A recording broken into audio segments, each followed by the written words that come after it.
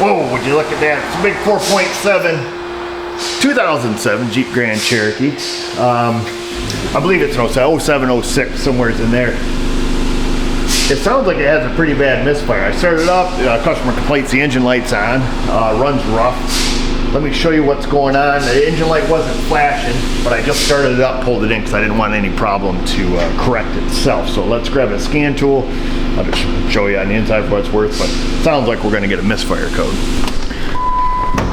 There, all tell plugged in.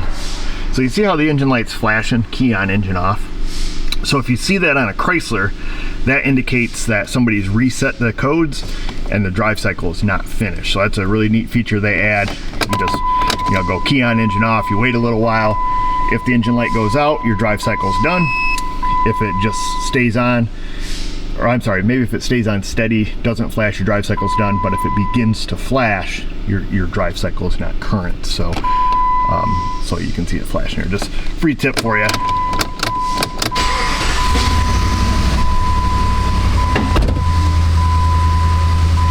probably really hard to tell in the video. Let me put it in gear here. Perhaps you can hear it, but it's shaking pretty good. I mean, I don't know if you can see the hood tremoring or not. Probably not. But it definitely feels like a misfire.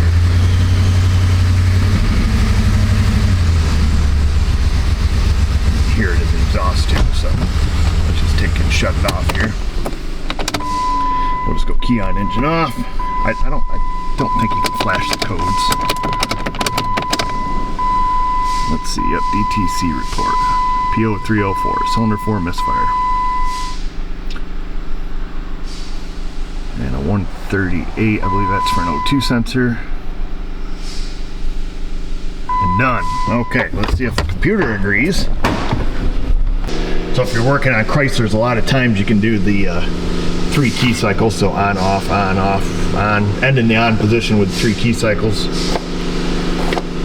And that will flash your codes for you. On a lot of Chryslers, they kept that feature for a lot of years.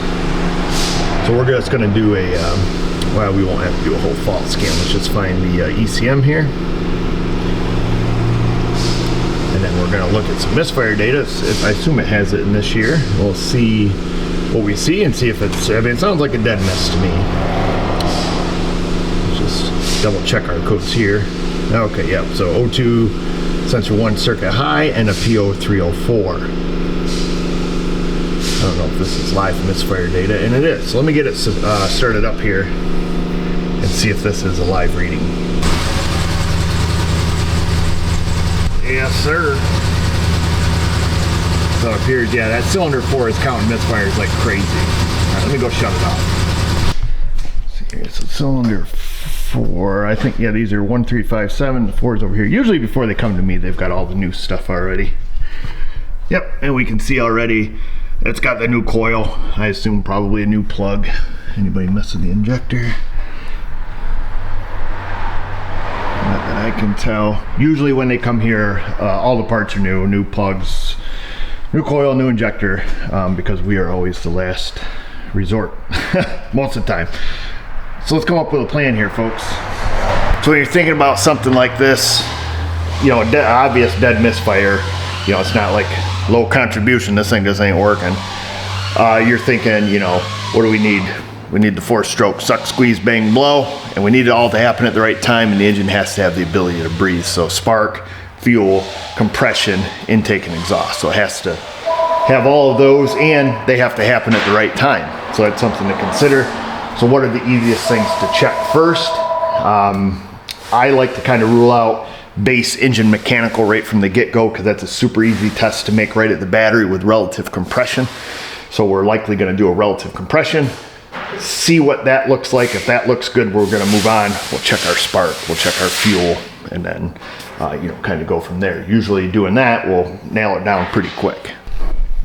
We're going to be using our picoscope. Got it hooked to the laptop over here. I took the high amp current clamp and I've got it around the battery cable, the one that goes to the starter.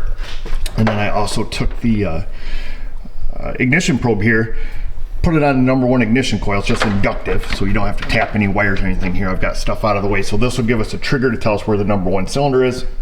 This will show our starter draw current, so we can see how relative each cylinder is to each other. And I've got it set up here. I've got 500 milliseconds on the screen. Our current clamp is in the 500 amp mode and 500 millivolts here on our ignition coil probe. So let's crank it over. We're going to put it in clear flood. We're just going to let it crank. We'll get a waveform and then we'll look at it and just see what the engine looks like mechanically relative to itself. All right, here we go, folks. I'm going to hold the accelerator all the way to the floor. Pedal to the plastic.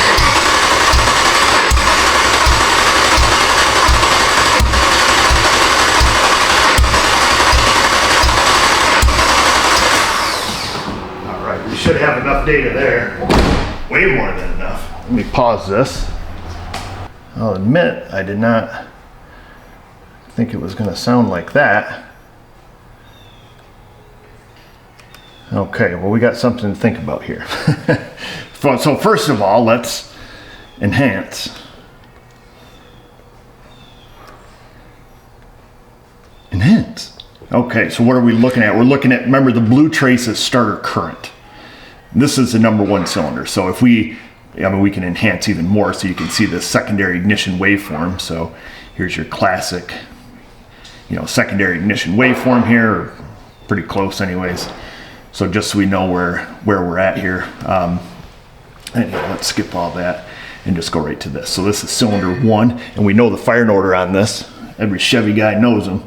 So it's 1, 8, 4, 3, 6, 5, 7, 2. And then it starts over again. 1, 8, 4. This is our cylinder. It's misfiring. 3, 6, 5, 7, 2. And it appears, right? I'm just going to double check myself on that. I am on cylinder 1, right? Driver's side front.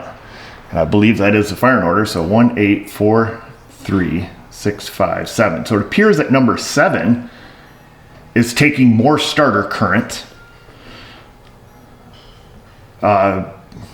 Is taking more current, like it has more compression, or it's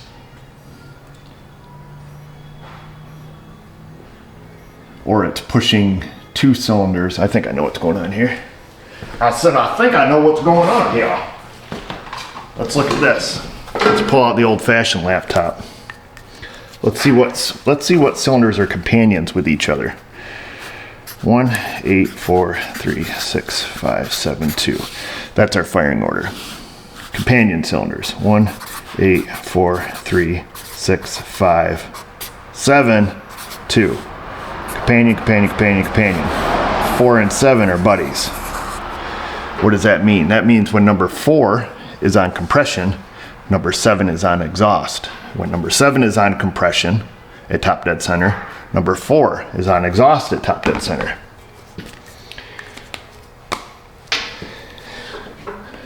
So let's picture this for a moment, if we will. So just so we know what we're looking at here, the current draw. So when we're cranking this engine over, the starter motor is spinning the engine over and it's coming up on compression for number 1 cylinder, so that draws more current on the starter. Starter's, if you can envision it, just kind of grunting to push that cylinder till the compression stroke, and then boom, over top dead center, starter motor turns a little easier. Up on cylinder number 8, it's putting more strain on the starter, more current draw. I could have had this scaled a little different so it would be a little more dramatic here, and then again, coming up on number 4, and then coming up on number 3, coming up on number 5, coming up on number 6, but then all of a sudden that piston's trying to push up number 7, and it is seemingly pushing twice as hard. Okay, so this would be number 7 coming up on compression stroke. But remember, at this same moment, when 7's coming up on compression stroke, number 4 is coming up on exhaust stroke. I'll let you think about that for a minute. Time's up!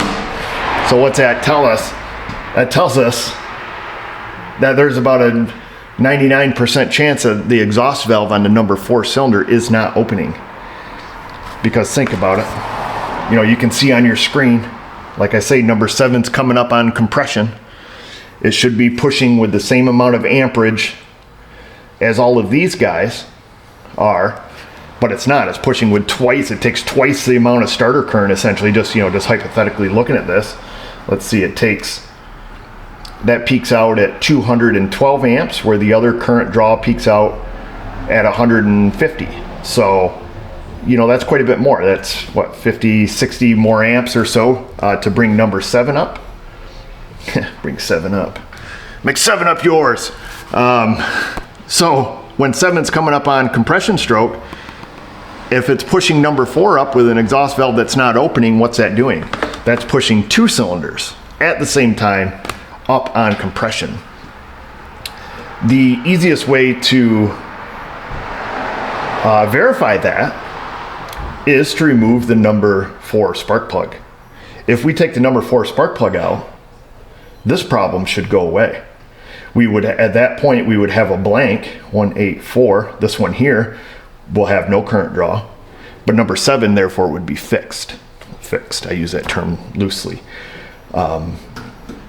So yeah, I think the number 4 exhaust valve is not opening. Let's pull the number 4 spark plug and see what we can do from there to see if we can at least prove what we're talking about. I think any longtime viewer of the SMA channel perhaps has seen this before.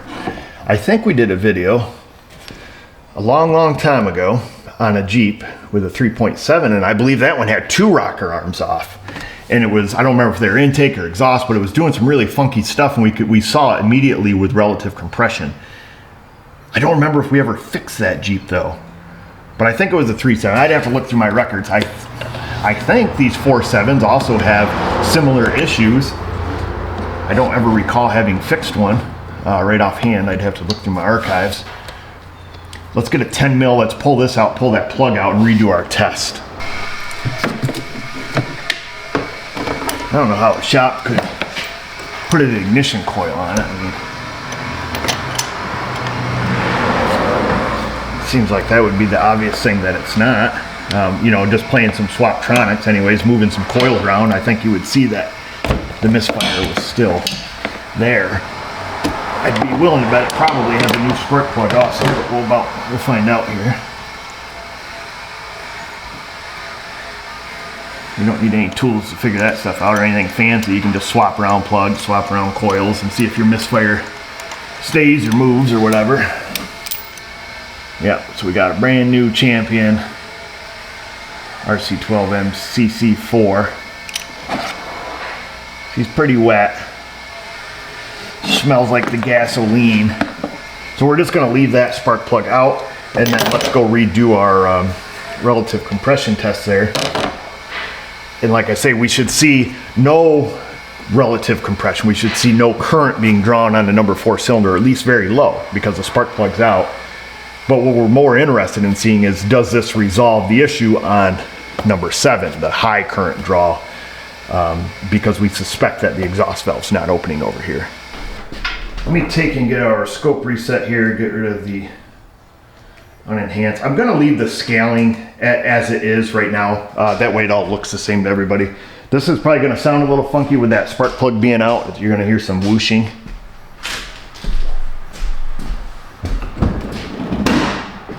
That's the door check. I'm not slamming his door, the door check's broken.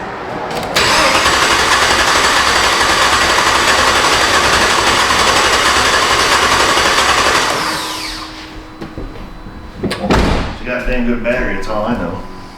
So let's have a look at this. We'll pop back here. A couple waveforms. Oh, what in the thunder? Where'd they go?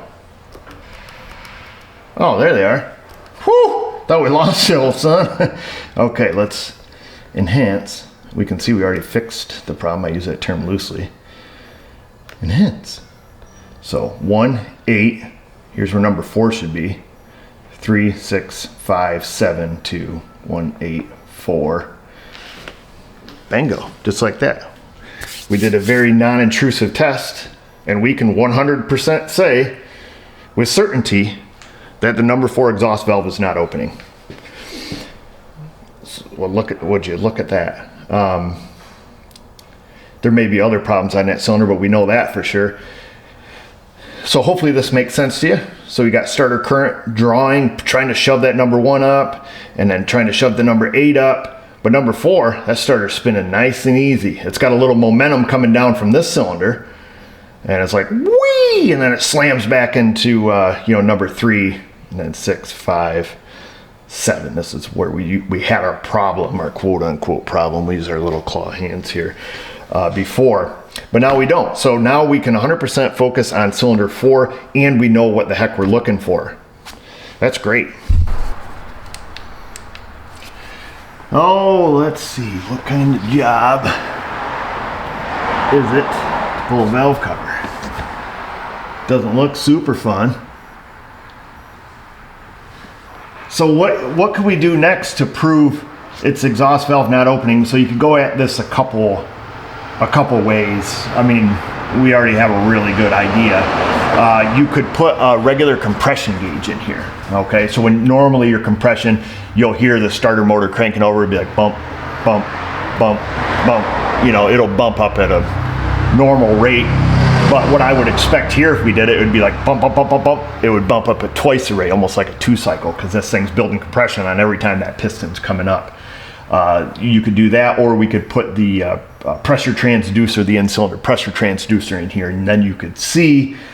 But I'm quite confident just based off our relative compression. And I'm going to look to see if these engines are notorious for rocker arm failure or anything like that. And then I'm going to get a hold of the customer and just see if they give us permission to pull this valve cover off and just have a look with our peepers now that we have some direction, now that we have a reason to. Spoke with the customer. They want to move forward and find out what the real problem is. They gave me permission to pull the valve cover. In an effort to not make the video super lengthy, I'm just going to go ahead and work on that here in between some other jobs today. Once I get that off, we'll either discover that the rocker arm is MIA, for whatever reason, is either fallen off, or we'll find the camshaft could be wiped out, because that's the other thing that could keep it from opening, or a host of different things. So once I get this off, I'll kick the camera back on and we'll keep going.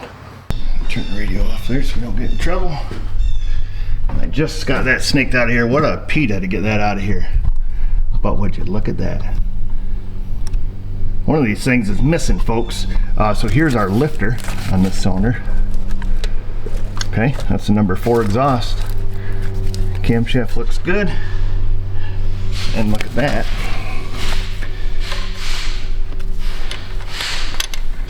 That's our cam follower right there. Bingo bango.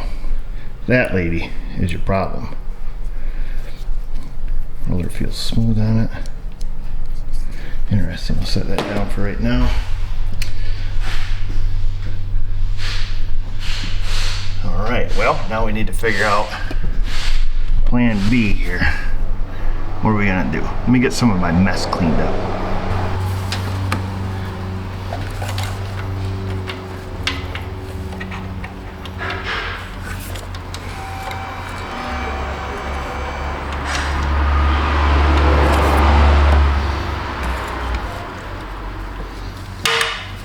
There it is, snapped back in.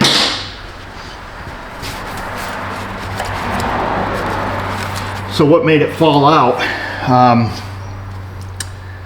I don't know.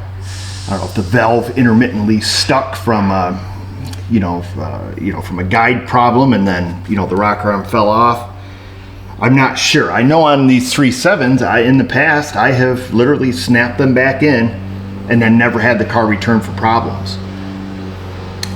I mean, the engine looks pretty clean on the inside, despite some of the dirt and junk from pulling the cover, but oil change wise and stuff, I mean, it doesn't look neglected.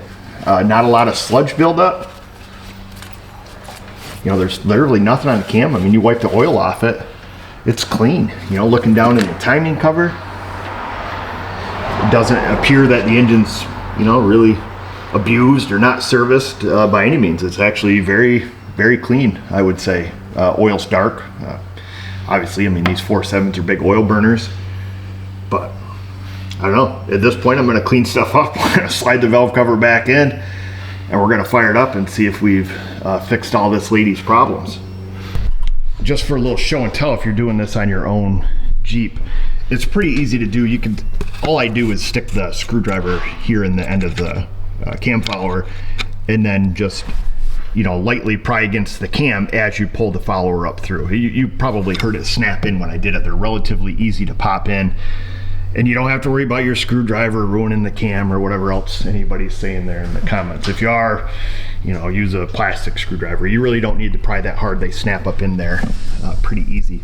But we can see that follower is back on there now. So I guess that's it. So that's the one that we just did. I can bar the engine over, I suppose. We could also just crank the engine over, do a relative compression test with everything tore apart here. That shouldn't be a problem. And you know, that's going to tell us right away if we've resolved the issue.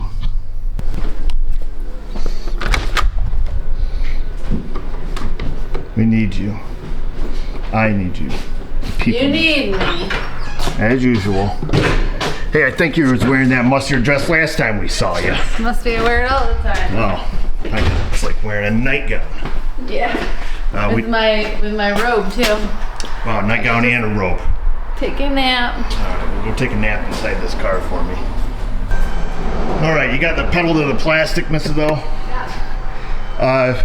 What we're gonna do here, folks, is we're just gonna watch this rocker arm initially, then we'll do our screen record with the the what you call it, the Pico. I just want to see initially here. Get you in a good view. Go ahead and crank it, Mrs. O. Yeah. Well, it's going up and down. Here comes the wee woo, wee woo. Wee woo, wee woo. Let me get this fired up for us, folks.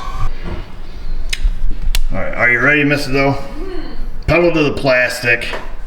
Crank it over. Okay, that's good. Well, that's all we needed, folks, right there. We don't even really need to zoom in or enhance. We can see, well, let's do it anyways. Hence. 1, 8, 4, 3, 6, 5, 7, 2. And what we're looking at here is not so much the total current draw as we are how are each of the current draws relative to each other. So that's why they call it relative compression. We certainly can figure out, you know, the PSI per amp and then calculate how many PSI each cylinder is. But we just need to know that they're relative. There goes 5-0. That they're all relative to each other. So that's good. We fixed it. And the reason that they're relatively the same now is because we did put that spark plug back in, and we can see that exhaust valve opening and closing. At this point, I have no choice really other than to just throw the valve cover back on it, fire it up, give it the old rev up tune up, and ship it down the road. Right? Right. Just thank you. I think it's safe to remove our test equipment now. Get this sucker out of there. Yeah, a little bit of a snug fit. Come on, little fella. There's that. And there's that. So super non-evasive testing. Both of them inductive, or I guess one's inductive, one's capacitive. Or I could have that wrong, but something like that. So we'll set that down there. I've gone ahead and put the side back together, just put the valve cover on it, put all the jiggly bits in there. I believe everything's plugged in, so we can reach in here and start it now. And we should be able to look at our misfire counters. Contact. I don't know if that spark plug's fouled out.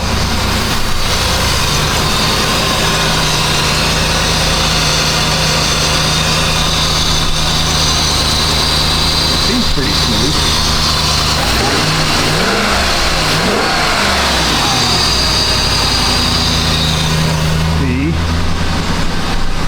We left this up on the screen. Pop back out and go back in there. I did count a couple on there. We'll let her get kind of warmed up here and see what happens. Like I say, that plug was fouled out pretty good, so it wouldn't surprise me if there was a few up on there.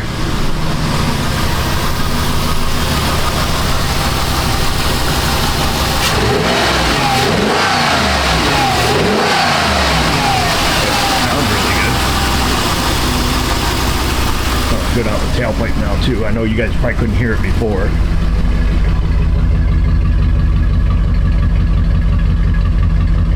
Got a nice even tone, got good exhaust juice coming out of it. Smells good, I'll tell you that much.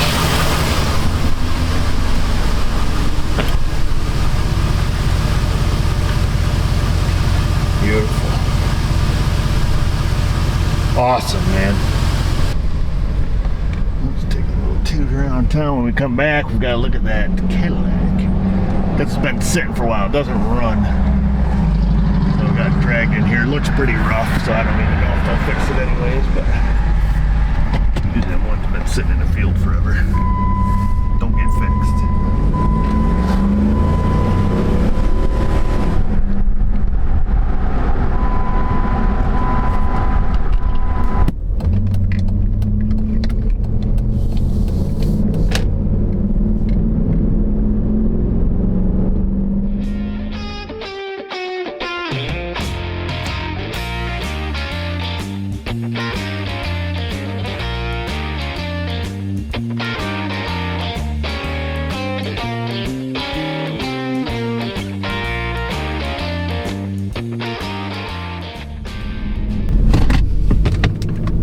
175, 750 on the clock. Engine looked pretty good internally for that kind of miles. And that's it, folks. So hopefully you guys see the benefit of this, using the scope, taking a couple lucky guesses, and leading us right to the problem based on the evidence we collected. Granted, I do think we have another video on this using a similar method on I believe it was a Liberty, but I want to say on that one I thought it had 2 cylinders that were building high compression. I'd have to look back through the archives. Maybe if I do, I can link it to this video and then you guys can look at that. It was quite a few years ago, but I was pretty sure that these 4.7s had the same issues as the 3.7s. So that's it. That's the route we took, and I want you guys to take that route down into the comment section. Root around down there. Questions, comments, concerns, the Insta and the Facebook. You guys know where to find us at this point. Not on TikTok, though. Remember that. We're not on TikTok. That's another scumbag. And just remember, viewers, if I can do it, you can do it. Thanks for watching.